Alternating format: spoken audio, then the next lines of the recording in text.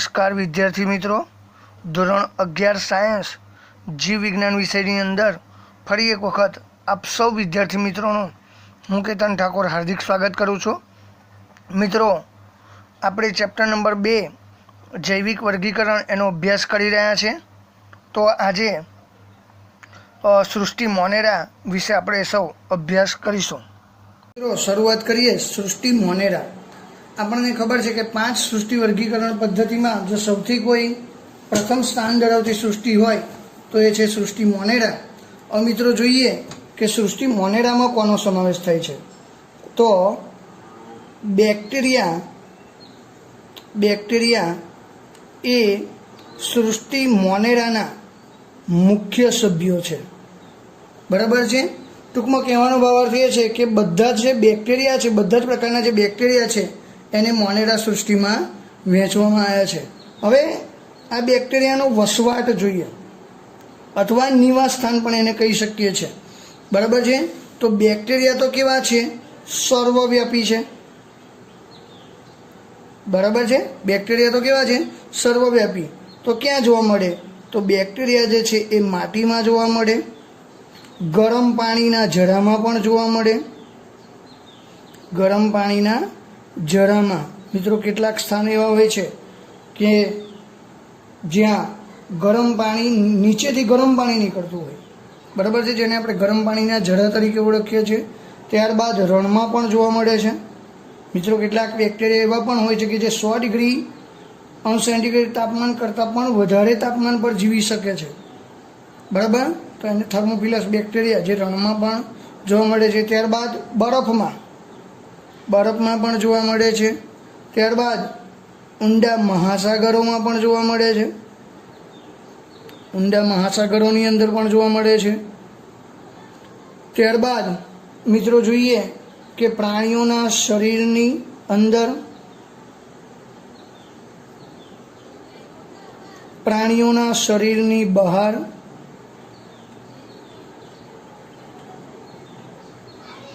ટૂંકમાં મિત્રો એવું કહેવું હોય તો કહી શકાય કે એવી કોઈ જગ્યા નથી કે જ્યાં બેક્ટેરિયા ના વસતા હોય. અરે, તમને જાણીને આશ્ચર્ય લાગશે કે બેક્ટેરિયા વિપરીત પરિસ્થિતિમાં પણ જીવે છે. વિપરીત પરિસ્થિતિમાં પણ જીવે છે. એ કઈ રીતે? તો આપણે જેમ જેમ આગળ અભ્યાસ કરતા જઈશું એમ તમને ખ્યાલ આવશે.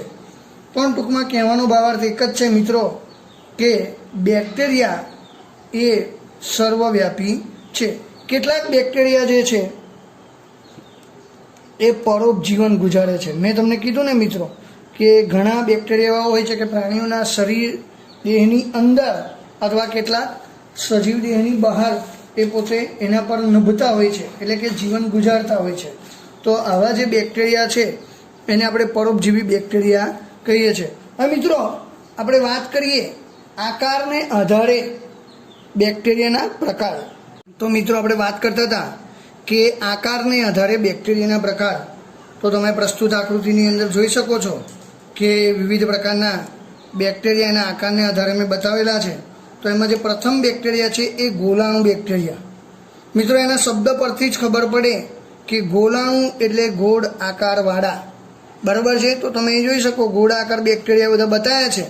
અને ગોળાકાર બેક્ટેરિયા માટે અંગ્રેજીમાં શબ્દ છે કોકસ. તો એ પણ ખાસ યાદ રાખો, કોકસ બેક્ટેરિયા. બીજા છે દંડાણુ બેક્ટેરિયા. બરાબર છે. દંડાણુ બેક્ટેરિયા એટલે કે દંડ જેવા. બરાબર છે.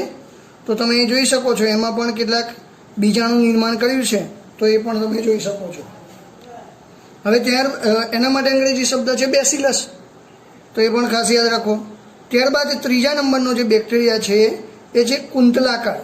કુંતલાકાર બેક્ટેરિયાને આપણે બીજી ભાષામાં સર્પાકાર પણ કહી શકીએ છીએ. તો તમે એ જોઈ શકો છો કે સર્પાકાર બેક્ટેરિયા છે અને એની જે છેડાના ભાગે તંતુમય રચના આવેલી છે જેને આપણે કશા કહીએ છીએ, તો એની હાજરી પણ જોવા મળે છે.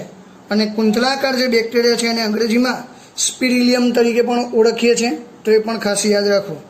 અને છેલ્લા જે બેક્ટેરિયા છે એ છે અલ્પવિરામ આકારના બેક્ટેરિયા. મિત્રો, આપણને ખબર છે કે ગુજરાતી ભાષાની અંદર આપણે અવતરણ ચિહ્નનો ઉપયોગ કરીએ છીએ. તો એ અવતરણ ચિહ્ન આકારના પણ બેક્ટેરિયા તમને જોવા મળે છે. અને અવતરણ ચિહ્ન આકારના બરાબર, અલ્પ વિરામ આકારના જે બેક્ટેરિયા છે તો એને આપણે વિબ્રિયો બેક્ટેરિયા તરીકે પણ ઓળખીએ છીએ. તો મિત્રો ફરીથી ખાસ યાદ રાખીએ, બેક્ટેરિયાના કુલ કેટલા પ્રકાર છે? 4. પહેલા જે છે ગોલાણુ, બીજા છે દંડાણુ, ત્રીજા છે કુંતલાકાર અને છેલ્લા છે અલ્પવિરામાકાર. બરાબર, જેને અંગ્રેજીમાં અનુક્રમે કોકસ, બેસિલસ, સ્પિરિલિયમ અને વિબ્રિયો. મિત્રો આ પણ પરીક્ષામાં પ્રશ્ન પૂછાય એવો છે કે આકારને આધારે બેક્ટેરિયા કુલ કેટલા વિભાગમાં છે? તો મિત્રો તમે જોઈ શકો છો 4 વિભાગમાં. અને કયા કયા? તો તમે જોઈ શકો છો કે કોકસ, બેસિલસ, સ્પિરિલિયમ અને વિબ્રિયો.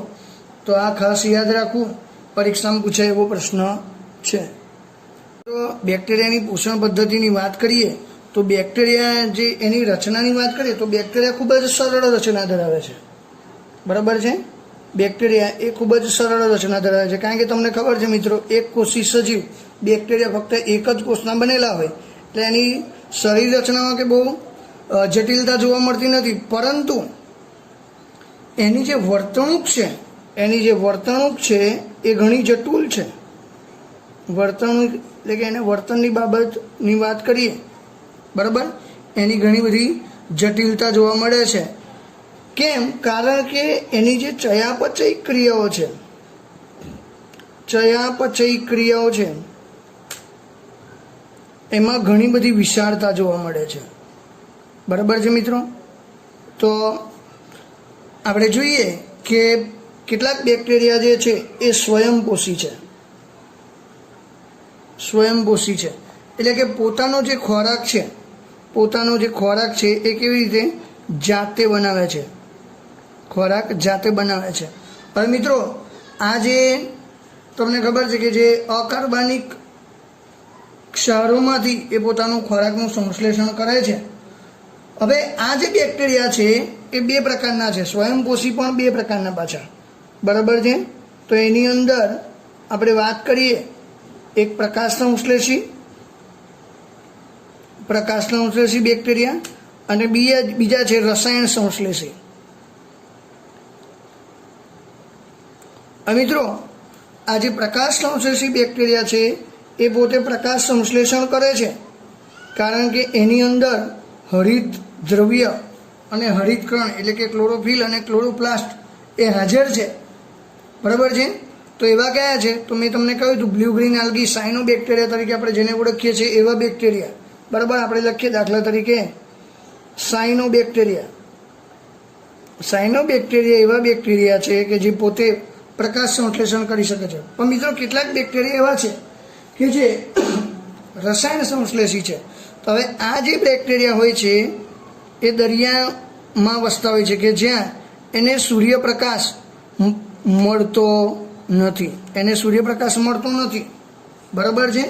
પરંતુ એ નીચે જે સમુદ્રનું પડ છે એની અંદર પણ પોતે અકાર્બનિક ક્ષાર રૂપે ખોરાક બનાવે છે. માટે આ પ્રકારના બેક્ટેરિયા પણ એ સ્વયંપોષી છે. હવે મિત્રો જોઈએ કે મોટાભાગના, આ તો વાત થઈ સ્વયંપોષી બેક્ટેરિયાની, પણ આ મોટાભાગે જે બેક્ટેરિયા છે એની જે પોષણ પદ્ધતિ છે એ પરપોષી છે. એટલે કે બીજા પર જ આધાર રાખે છે. બરાબર છે. તો આવા જે બેક્ટેરિયા છે એ બીજા સજીવો પર પરોપજીવન ગુજારતા હોય છે. દાખલા તરીકે ઘણા બેક્ટેરિયા એવા હોય કે આપણા પેટની અંદર હોય, આપણા નાકની અંદર હોય, આપણા શરીરના જે વિવિધ ભાગો છે એના પર હોય, કેટલાક શરીરની બહાર ત્વચાની પર પણ હોય. બરાબર છે. તો આવા જુદા જુદા જગ્યાએ બેક્ટેરિયા એ પોષણ માટે પણ હાજર રાખતા હોય છે. હવે જોઈએ આર્કીબેક્ટેરિયા. પરીક્ષામાં મિત્રો 2 માર્ક્સની અંદર પૂછાય એવો પ્રશ્ન છે કે આર્કીબેક્ટેરિયા વિશે ટૂંકમાં માહિતી આપો. અથવા પ્રશ્ન એ રીતે પણ પૂછાય કે વિપરીત પરિસ્થિતિમાં વસતા બેક્ટેરિયા વિશે માહિતી આપો. તો મિત્રો જોઈએ આર્કીબેક્ટેરિયા. તો સૌપ્રથમ એના નિવાસ સ્થાનની વાત કરીએ અથવા એના વસવાટની વાત કરીએ તો આર્કીબેક્ટેરિયા જે છે એ હંમેશા વિપરીત પરિસ્થિતિમાં જીવે છે. એના વસવાટની વાત કરીએ તો કેટલાક અતિશય ક્ષારયુક્ત વિસ્તારમાં, અતિશય ક્ષારયુક્ત વિસ્તારમાં, જેને આપણે અંગ્રેજીમાં હેલોફિલસ અથવા હેલોફાઇલ્સ તરીકે પણ ઓળખીએ છીએ.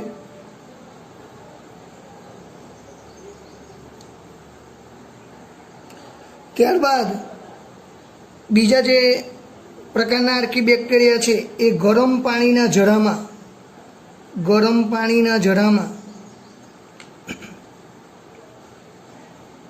જેને આપણે અંગ્રેજીમાં થર્મો એસિડોફાઇલ્સ તરીકે પણ ઓળખીએ છીએ. થર્મો એસિડોફાઇલ્સ તરીકે પણ ઓળખીએ છીએ.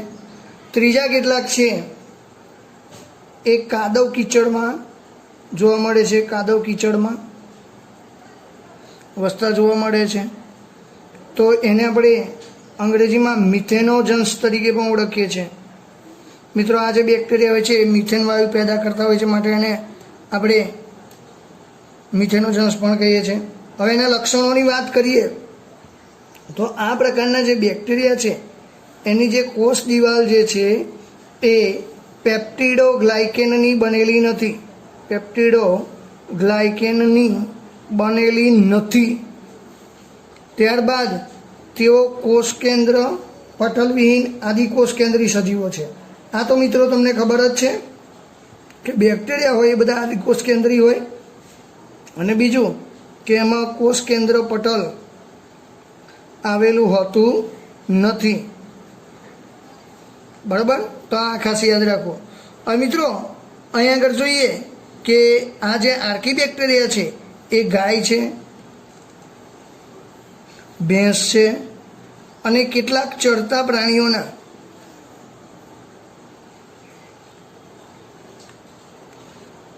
ની પાચન નળીમાં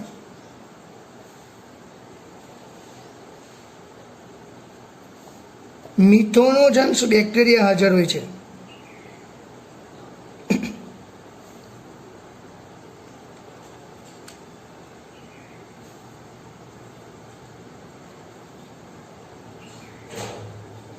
મિત્રો, કેટલાક જે આર્કીબેક્ટેરિયા છે ખાસ કરીને મિથેનોજન્સ પ્રકારના, તો મેં તમને કહ્યું હતું અગાઉ મુજબ કે આ જે બેક્ટેરિયા છે એ ગાય, ભેંસ અને કેટલાક જે ચરતા પ્રાણીઓ છે એની પાચન નળીમાં આ બેક્ટેરિયા વસતા હોય છે અને એ મિથેન વાયુ એટલે કે બાયોગેસ ઉત્પન્ન કરે છે. અને મિત્રો, આ જે બાયોગેસ છે એ આપણને ખબર છે કે આપણે એનો બળતણ તરીકે અને પ્રકાશ રાસાયણિક ઉર્જા મેળવવા માટે ઉપયોગ કરીએ છીએ. તો મિત્રો, પ્રશ્ન આ રીતે પૂછાય, આર્કીબેક્ટેરિયા વિશે માહિતી આપો અથવા વિષમ પરિસ્થિતિમાં વસતા બેક્ટેરિયા વિશે માહિતી આપો, તો આર્કીબેક્ટેરિયા લખવું. તો હવે આપણે જે બેક્ટેરિયાની વાત કરવા જઈ રહ્યા છે એ બેક્ટેરિયાનું નામ છે યુ બેક્ટેરિયા. યુ બેક્ટેરિયાને બીજા શબ્દમાં સત્ય બેક્ટેરિયા તરીકે પણ ઓળખીએ છીએ. એટલે મિત્રો, ક્યારેક પ્રશ્ન આ રીતે પણ પૂછાતો હોય છે 3 માર્ક્સની અંદર કે સત્ય બેક્ટેરિયા પર ટૂંકનો જ લખો. તો આપણે હંમેશા યાદ રાખવું, સત્ય બેક્ટેરિયા એટલે યુ બેક્ટેરિયાની વાત થાય છે. તો એના વિવિધ લક્ષણો છે એ આપણે જોઈએ. મિત્રો, સત્ય બેક્ટેરિયા, આ જે બેક્ટેરિયા છે યુ બેક્ટેરિયા, એ હંમેશા હજારોની સંખ્યામાં હોય છે.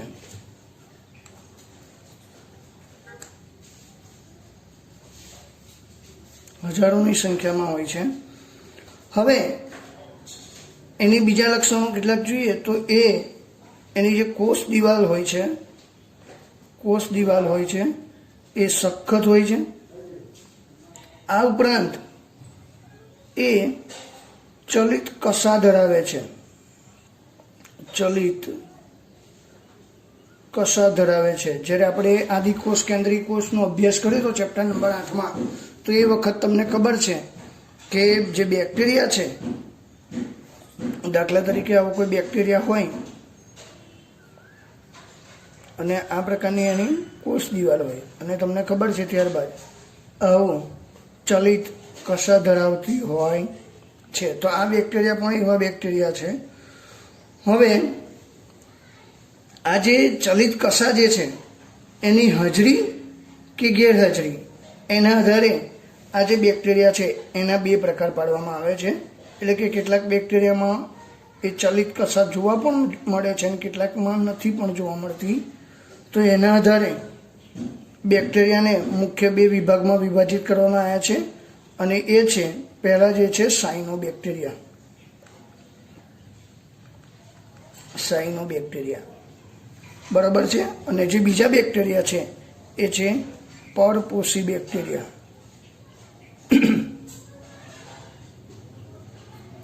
મિત્રો આ જે સાયનોબેક્ટેરિયા છે અને પરપોષી જે બેક્ટેરિયા છે તો એની આપણે વાત કરીએ તો સૌપ્રથમ સાયનોબેક્ટેરિયા વિશે જોઈએ. આપણે અહીં લખીએ સાયનોબેક્ટેરિયા.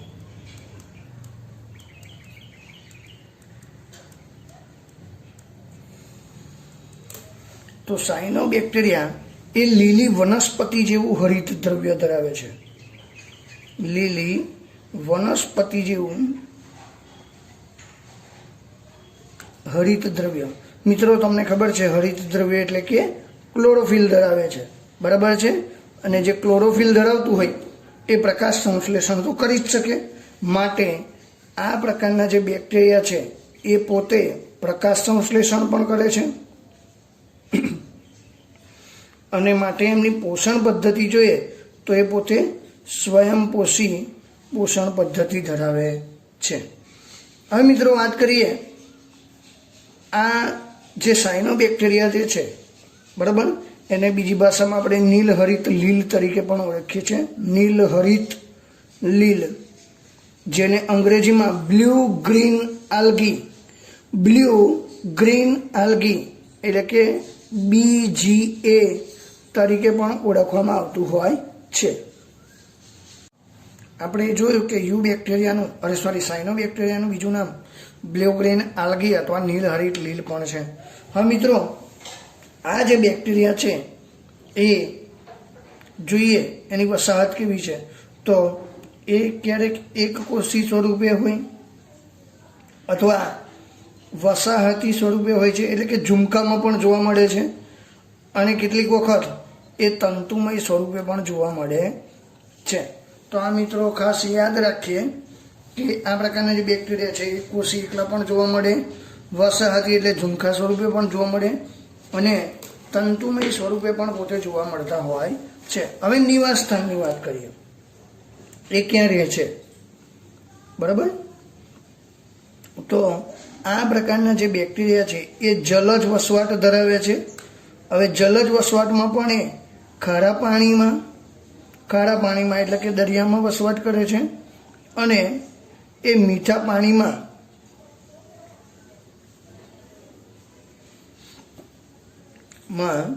એ સ્થલજ લીલ તરીકે વર્તે છે, બરાબર છે. સ્થલજ લીલ તરીકે વર્તે છે. હવે મિત્રો વાત કરીએ કે વસાહતોની ફરતે, વસાહતો એટલે ઝુમકા, એની ફરતે જિલેટીન દ્રવ્યનું આવરણ હોય છે. જિલેટીન દ્રવ્યનું આવરણ હોય છે, બરાબર છે. વસાહતોની ફરતે જિલેટીન દ્રવ્યનું આવરણ હોય છે. મિત્રો આ જિલેટીન દ્રવ્ય એક એવું દ્રવ્ય છે કે જે થીજવવાના દ્રવ્ય તરીકે વપરાય છે, બરાબર. તો આ પણ ખાસ યાદ રાખવું. હવે મિત્રો તેઓ ઘણીવાર પ્રદૂષિત પાણીમાં જથ્થા સ્વરૂપે પણ જોવા મળે છે. આપણે લખીએ કે પ્રદૂષિત પાણીમાં એટલે કે ગંદા પાણીમાં જથ્થા સ્વરૂપે એ પણ જોવા મળે છે. હવે મિત્રો આના કાર્યની આપણે વાત કરીએ કે આ બેક્ટેરિયાનું કાર્ય શું છે, બરાબર છે. તો લખીએ કે સાયનોબેક્ટેરિયા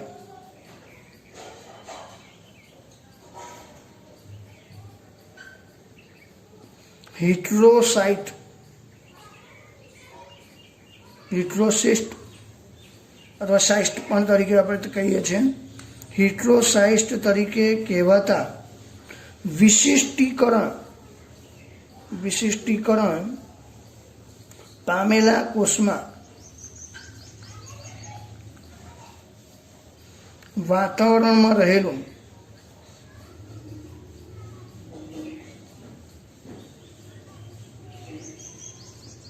નાઇટ્રોજનનું સ્થાપન કરે છે.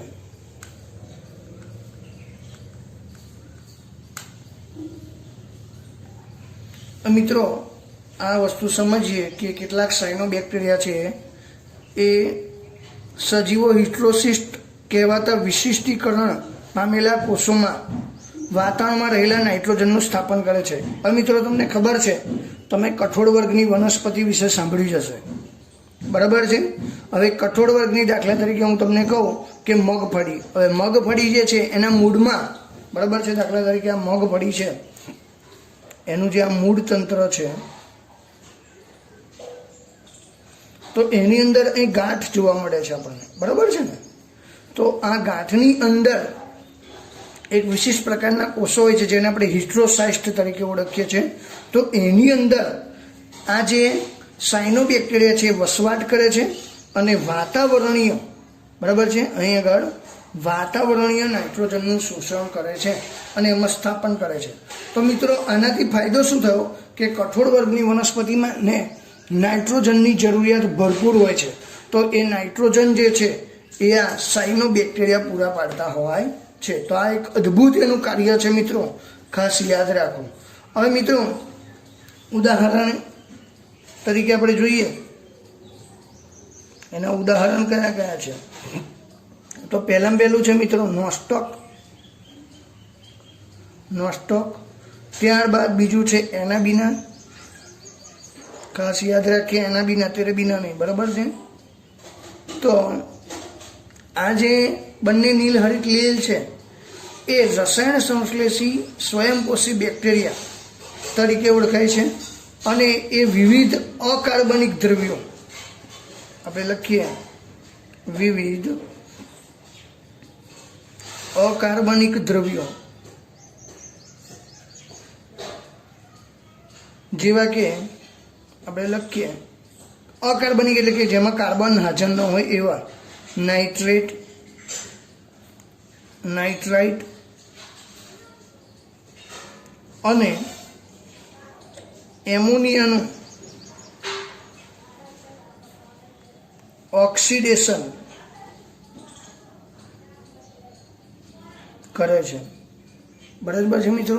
હવે આપણે જ્યારે નાઇટ્રોજન ચક્ર ભણીશું તો એ વખત હું તમને ડિટેલમાં આ બધી વસ્તુ સમજાવીશ, પણ અત્યારે યાદ રાખો કે આ જે બેક્ટેરિયા છે એ નાઇટ્રેટ, નાઇટ્રાઇટ અને એમોનિયાનું ઓક્સિડેશન કરે છે અને એટીપીનું નિર્માણ કરે છે. એટીપી એટલે શક્તિ, એડિનોસાઇન ટ્રાઇફોસ્ફેટ, એટીપી સ્વરૂપે શક્તિ મુક્ત કરે છે.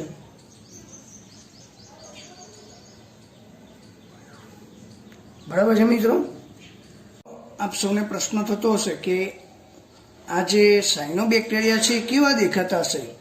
તો પ્રસ્તુત આકૃતિની અંદર મેં તમારી સમક્ષ જે તંતુમય નીલહરિત લીલ એટલે કે નોસ્ટોક, જેને આપણે બીજી ભાષામાં સાયનોબેક્ટેરિયા તરીકે પણ ઓળખીએ છીએ, તો એ તમારી સમક્ષ રજૂ કર્યા છે. તમે મિત્રો અહીં જોઈ શકો છો કે એ તંતુમય સ્વરૂપે છે. એની આજુબાજુ ચીકણું આવરણ છે જેને આપણે મ્યુસિલેજ આવરણ કહીએ છીએ, અને હમણાં જે મેં વાત કરી હતી હિસ્ટ્રોસાઇટ, બરાબર, એ પણ તમને જોવા મળે છે. તો તમે જોઈ શકો છો કે મોટાભાગે ગોળાકાર તંતુમય સ્વરૂપે આ પ્રકારના બેક્ટેરિયા તમને જોવા મળે છે, જેને આપણે નોસ્ટોક તરીકે ઓળખીએ છીએ, જેને બીજી ભાષામાં આપણે સાયનોબેક્ટેરિયા પણ કહી શકીએ છીએ, જે સાયનોબેક્ટેરિયાનું ઉત્તમ ઉદાહરણ છે. જે સાયનોબેક્ટેરિયા છે એ નાઇટ્રોજન, ફોસ્ફરસ, સલ્ફર વગેરે જેવા પોષક દ્રવ્યોના પુનઃચક્રણમાં પણ બહુ અગત્યનો ભાગ ભજવતા હોય છે. તો આ પણ ખાસ યાદ રાખીએ. અને મિત્રો હવે બીજા ક્રમાંકે જે છે એ છે પરપોષી બેક્ટેરિયા. પરપોષી બેક્ટેરિયા, બરાબર છે મિત્રો. તો લખીએ આપણે કે આ જે બેક્ટેરિયા છે એ પણ કુદરતમાં વિપુલ પ્રમાણમાં મળી આવતા હોય છે. આ જે બેક્ટેરિયા છે એની પણ કુદરતમાં ઘણી બધી મોટી સંખ્યામાં છે. મોટાભાગે તેઓ મહત્વના વિઘટકો સ્વરૂપે છે. આ જે બેક્ટેરિયા હોય છે એ વિઘટકો સ્વરૂપે હોય છે. મિત્રો તમને ખબર છે કે બેક્ટેરિયા જે છે એ વિઘટનનું પણ કામ કરે છે. એટલે કે જે મોટા સડી ગયેલા જે કાર્બનિક દ્રવ્યો હોય એનું અકાર્બનિક દ્રવ્યોમાં રૂપાંતર કરવામાં આ બેક્ટેરિયાનો પણ મહત્વનો ભાગ છે. તો આ જે બેક્ટેરિયા છે એ વિઘટક તરીકે કામ કરે છે.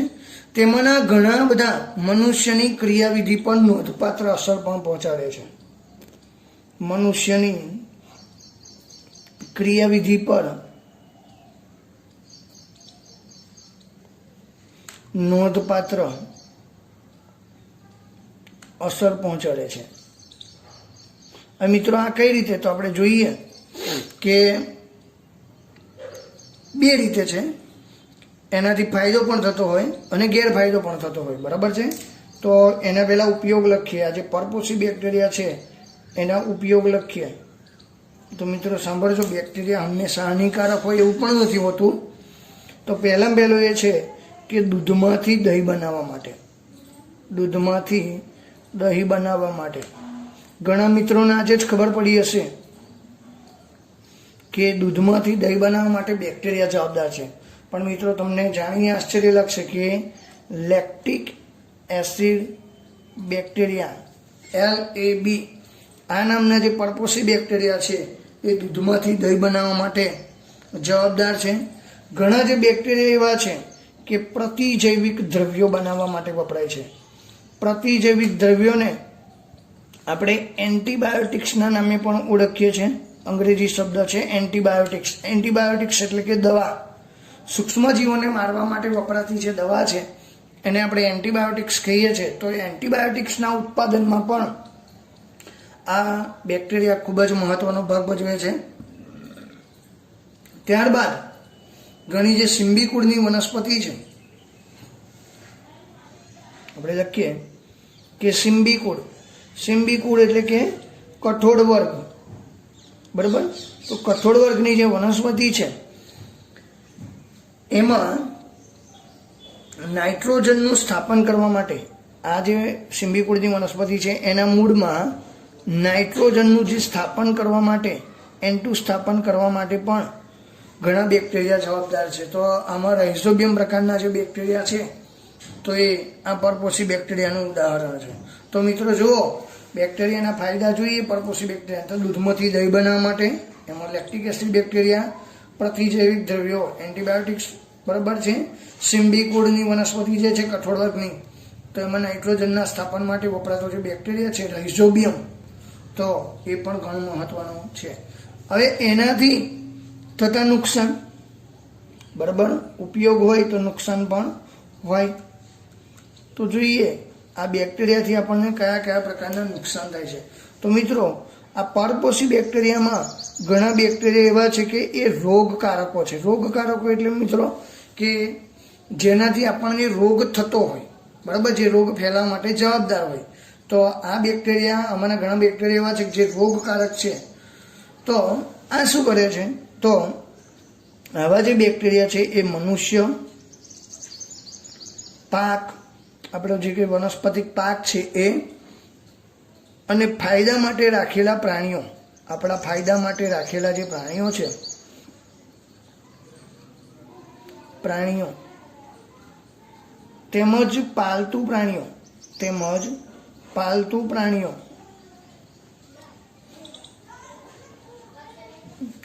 વગેરેના જીવન પર ખૂબ જ નુકસાન પહોંચાડે છે, બરાબર છે. તો આ બધા આપણે વાત કરીએ મિત્રો કે મનુષ્ય જે છે, પાક છે, આપણા ફાયદા માટે રાખેલા પ્રાણીઓ, બરાબર છે. જેમ કે મરઘી છે, પછી કૂતરા છે, આ બધા જે પ્રાણીઓ છે, ઘણા પાલતુ પ્રાણીઓ, ગાય, ભેંસ, ઘેટા, બકરા, તો આવા બધા જે પ્રાણીઓ છે તો એમના જીવન પર એ ઘણું બધું નુકસાન પહોંચાડતા હોય છે. તો તમને મિત્રો નવાઈ લાગે કે એવા કયા રોગો છે, તો પહેલાં મિત્રો એનાથી થતા જે રોગો છે, આ રોગો મિત્રો ખાસ યાદ રાખીએ કે આ પ્રકારના જે બેક્ટેરિયા છે એનાથી કોલેરા જેવા રોગ થાય છે. ત્યારબાદ ટાઇફોઇડ થાય છે, પછી ધનુર પણ થાય છે. તો આવા બધા રોગો એ ખાસ યાદ રાખવા. હવે મિત્રો કોલેરા જે છે એ વિબ્રિયો કોલેરી દ્વારા થાય છે. ટાઇફોઇડ જે છે એ સાલ્મોનેલા ટાઇફી દ્વારા થાય છે. અને ધનુર જે છે એ ટીટેનસ પ્રકારના બેક્ટેરિયાથી થાય છે. ટીટેનસ માઇક્રોબેક્ટેરિયમ ટીટેની માઇક્રોબેક્ટેરિયમ ટીટેની દ્વારા થાય છે. તો આ પણ મિત્રો ખાસ યાદ રાખવા, જો આવા ભયંકર રોગો એ થતા હોય છે. તો મિત્રો પરપોષી બેક્ટેરિયા છે એના ફાયદા પણ છે અને એનાથી થતું નુકસાન પણ છે. તો આ પણ ખાસ યાદ રાખવું. કેટલીક વખત 3 માર્ક્સની અંદર આવો પણ પ્રશ્ન પૂછાતો હોય છે કે બેક્ટેરિયાથી થતા ફાયદા અને નુકસાન વર્ણવો, તો એ વખત આપણે આનો ઉલ્લેખ કરી શકીએ છીએ. હવે જોઈએ બેક્ટેરિયામાં પ્રજનન. તો મિત્રો તમને ખબર છે કે બેક્ટેરિયા જે છે એ મુખ્યત્વે ભાજન દ્વારા પ્રજનન કરે છે. હવે મિત્રો તમને પ્રશ્ન થાય ભાજન એટલે શું? તો દાખલા તરીકે આ એક બેક્ટેરિયા છે. હવે ભાજન એટલે કે 2 વિભાગમાં વહેંચાઈ જવું. તો આ રીતે ટુકડા થાય અને એકમાંથી આ રીતે 2 બેક્ટેરિયા બનતા હોય છે. તો આ સિમ્પલ છે મિત્રો કે બેક્ટેરિયામાં મુખ્યત્વે ભાજન દ્વારા પ્રજનન થાય છે, પરંતુ ક્યારેક પ્રતિકૂળ સંજોગોમાં એટલે કે મિત્રો જ્યારે અનુકૂળ સંજોગો ના હોય એવા સંજોગોમાં, બરાબર છે, તો પ્રતિકૂળ સંજોગોમાં બેક્ટેરિયા જે છે એ બીજાણુ ઉત્પન્ન કરે છે. શું ઉત્પન્ન કરે છે મિત્રો? બીજાણુઓ. તો એ વખત શું કરે કે એનું જે કોષ હોય, બેક્ટેરિયલ કોષ, એની અંદર કોષ આજુબાજુ જે કોષ દિવાલ છે એની ફરતે એક મજબૂત આવરણ તૈયાર કરી દે અને એ દરમિયાન અંદર આવું વિભાજન થતું રહે અને ઘણા બધા બેક્ટેરિયા અંદર ઉત્પન્ન થાય, જેને આપણે બીજાણુ નિર્માણ, પછી જ્યારે અનુકૂળ પરિસ્થિતિ સર્જાય ત્યારે એ કોષ ફાટે અને એમાંથી અનેક બીજાણુઓ મુક્ત થાય છે. તો એને બીજાણુ નિર્માણ પણ કહીએ છીએ. હવે મિત્રો આ તો જે બધી વાત થઈ એ અલિંગી પ્રજનનની અંદર. અલિંગી પ્રજનન એટલે મેં તમને અગાઉ કીધું હતું કે જેમાં ફક્ત એક જ સજીવ ભાગ લેતો હોય, બરાબર. પરંતુ લિંગી પ્રજનન, તો લિંગી પ્રજનનની અંદર 2 બેક્ટેરિયા ભાગ લે છે. તો આની અંદર શું થાય છે કે જે 2 બેક્ટેરિયા છે, 2 બેક્ટેરિયા એ એકબીજાની નજીક આવે છે.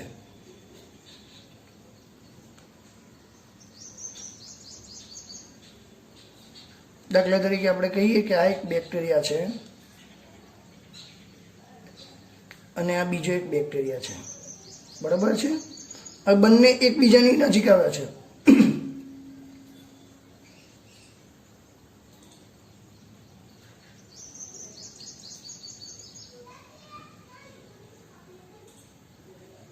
બરાબર છે.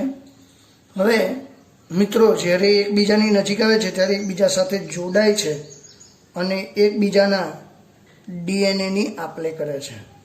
તો જો મિત્રો આનું પોતાનું ડીએનએ, આનું ડીએનએ, તો એકબીજાના જે ડીએનએ છે એની આપ-લે થાય છે અને ફરીથી એ પાછા છૂટા પડે છે. તો આ રીતે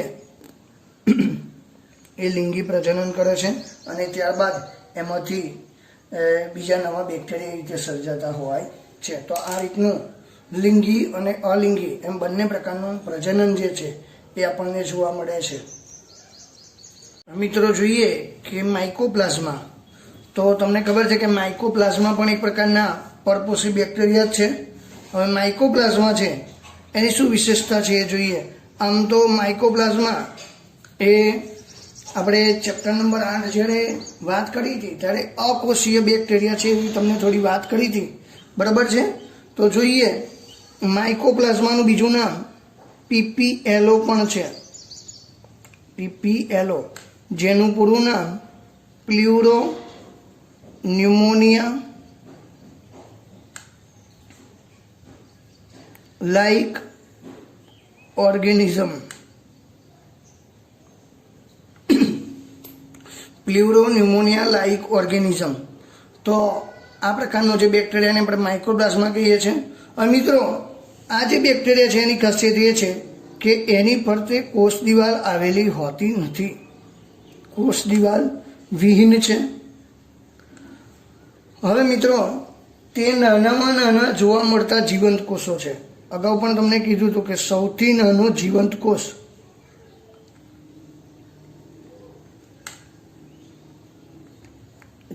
કોષ જો કોઈ હોય તો એ છે માઇકોપ્લાઝમા. બરાબર છે? તો આ પણ ખાસ યાદ રાખવું મિત્રો, ઘણી બધી વખત પરીક્ષામાં 1 માર્ક્સની અંદર પૂછાતું જ હોય છે. હવે બીજી આની ખાસિયત એ છે માઇકોપ્લાઝમાની કે તે ઓક્સિજન વગર પણ જીવી શકે છે. મિત્રો, જો નાનો છે પણ કેવું કહેવાય, ઓક્સિજન વગર પણ જીવી શકે છે. હવે મિત્રો જોઈએ કે ઘણા જે માઇકોપ્લાઝમા છે એ પ્રાણીઓ અને વનસ્પતિઓમાં રોગ ફેલાવે છે. આ જે માઇકોપ્લાઝમા છે એ રોગકારક તરીકે વર્તે છે અને વનસ્પતિ તેમજ પ્રાણીઓ આ બંનેમાં એ પોતે રોગ ફેલાવતા હોય છે. હવે મિત્રો જોઈએ કે અહીંયા આગળ ઉદાહરણ આપ્યું છે. દાખલા તરીકે સ્પાઇરોકીટ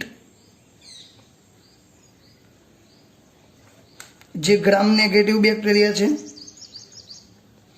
અગાઉ આપણે આ બધી વાત થઈ ગઈ છે કે ગ્રામ નેગેટિવ બેક્ટેરિયા કોને કહેવાય? જે ગ્રામ અભિરંજકથી અભિરંજિત ન થતા એને ગ્રામ નેગેટિવ બેક્ટેરિયા કહેવાય. તો ફરીથી આ સ્પાઇરોકીટ એ ગ્રામ નેગેટિવ પ્રકારના બેક્ટેરિયા છે જે